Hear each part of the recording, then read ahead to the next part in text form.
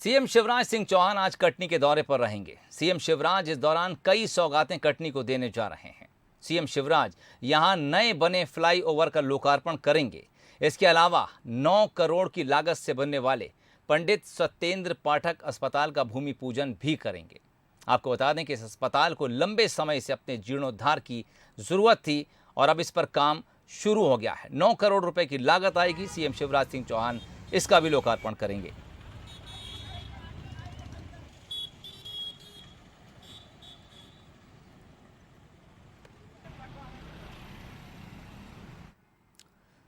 चलिए रुक करेंगे कटनी की तरफ। इस वक्त खुद पाठक साहब हमारे साथ जुड़ गए हैं और साथ ही बातचीत के लिए हमारे चैनल हेड शरद द्विवेदी भी हमारे साथ जुड़ गए हैं। शरद जी। सोहेल, और एक बड़ा ही इम्पोर्टेंट मौका है जी। कटनी मध्य प्रदेश का एक बहुत ही इम्पोर्टेंट शहर है और न सिर्फ वो औद्योगिक विकास के रास्ते पर बहुत आरंभ से रहा है, लेकिन उसके साथ कुछ चुनौतियां भी रही हैं जिन पर मैं पाठक जी से जरूर बात करना चाहूंगा। जी। बहुत धन्यवाद पाठक जी बंसल न्यूज से जुड़ने के लिए।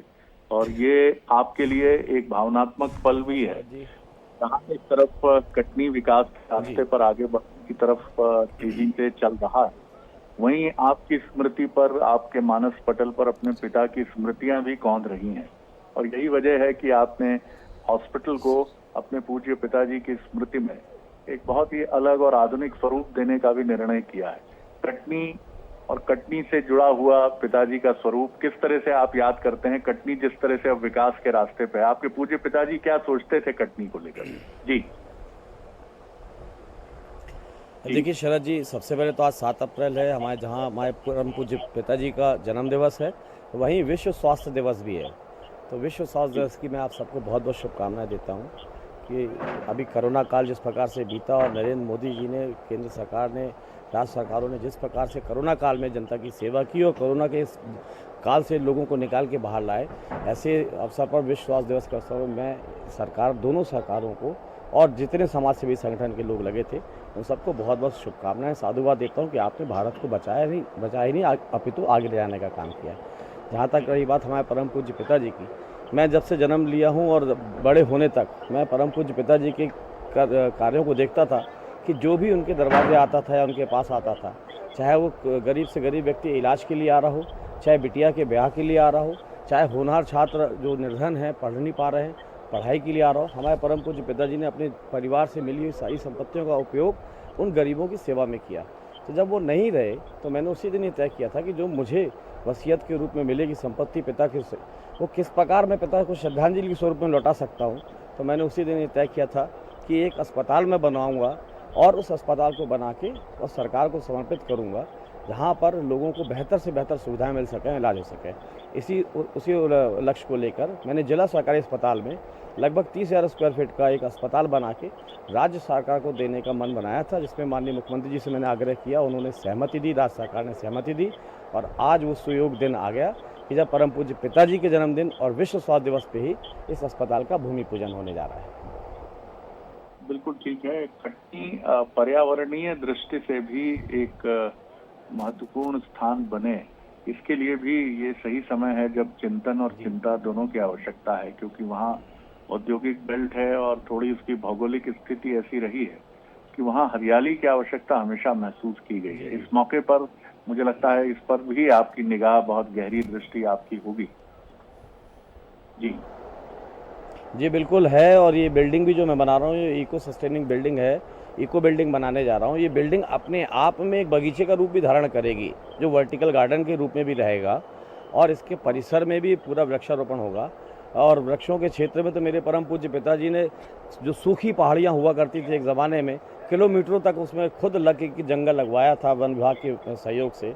और आज जो यहाँ पे किलोमीटरों तक के जंगल लहला रहे हैं, मैंने बचपन से देखा है पूज्य पिताजी को कि वहाँ किस प्रकार वन विभाग के अधिकारियों, कलेक्टर को लेके, जिला पंचायत के अधिकारियों को लेके वो लगातार संघर्ष में रहते थे कि इस पहाड़ी को कैसे हरा भरा किया जाए।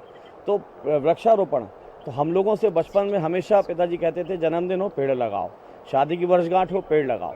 तो पेड़ों को तो हम लोगों से इतने पेड़ लगवाए हैं पूज्य पिताजी ने कि हम लोग के अंदर वो है ही है, आचरण में है कि कभी भी कुछ होता है हम वृक्षारोपण करते हैं। और मैं आज आपको ये कह रहा हूँ कि मेरा बिजरावगढ़ विधानसभा क्षेत्र, मेरा कटनी जिला, जहाँ एक तरफ ये चिकित्सीय सुविधा से, दूसरी तरफ सरकार के माध्यम से अन्य मूलभूत सुविधाओं से बेहतर होगा। वहीं तीसरी तरफ हम इसको ग्रीन सिटी, ग्रीन डिस्ट्रिक्ट के रूप में भी डेवलप करने में अपना पूरा प्रयास करेंगे। बिल्कुल, आखिरी सवाल कर रहा हूँ पाठक जी, मैं जानता हूँ कि पिताजी से आपके संबंध कितने आत्मीय और कितने भावनात्मक रहे हैं, और ये भारतीय सनातन परंपरा का भी एक बहुत गहरा स्थान है कि जहाँ हम अपने माता पिता को बहुत एक अलग दृष्टि से उनके आशीर्वाद और उनकी उपस्थिति को, उनके ना रहने पर भी उनकी सूक्ष्म उपस्थिति को अनुभव करते हैं। आपने एक बड़ी अच्छी पहल की है ये कि पिताजी के नाम पर एक बहुत ही आज विश्व स्वास्थ्य दिवस पर एक सौगात भी है।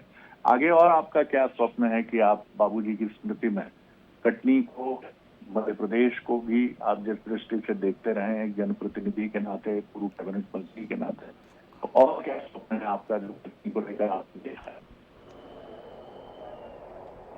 अभी तो देखिए, एक पुत्र के नाते पिता को जो लौटा सकता हूं मैं श्रद्धा सुमन के रूप में, आज ये जिला चिकित्सालय में अस्पताल बनवा रहा हूं।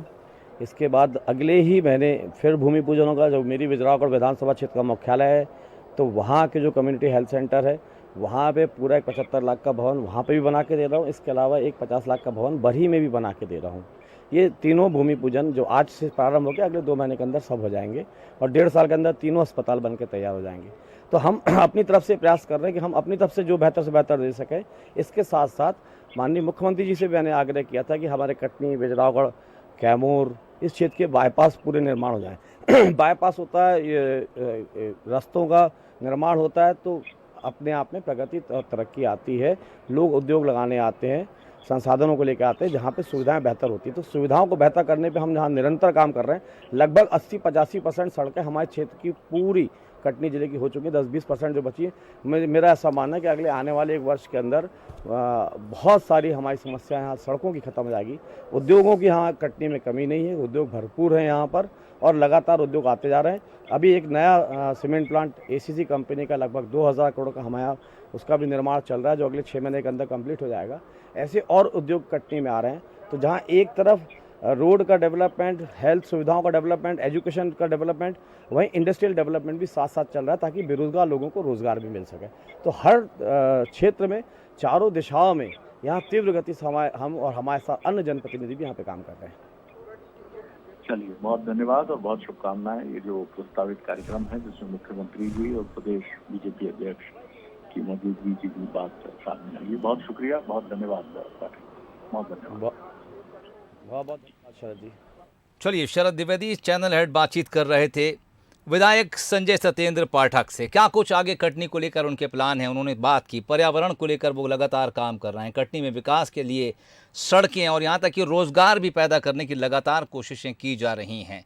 कटनी की जनता को आज सीएम शिवराज सिंह चौहान वहीं होने वाले कार्यक्रम में बड़ी सौगात देने जा रहे हैं। रेलवे ओवरब्रिज, जो प्रदेश का सबसे ऊंचा ओवरब्रिज है, उसका लोकार्पण होगा। इसके अलावा कटनी में करोड़ों रुपए के कई और विकास कार्यों की शुरुआत भी मुख्यमंत्री शिवराज सिंह चौहान आज अपने कटनी दौरे के दौरान करने जा रहे हैं।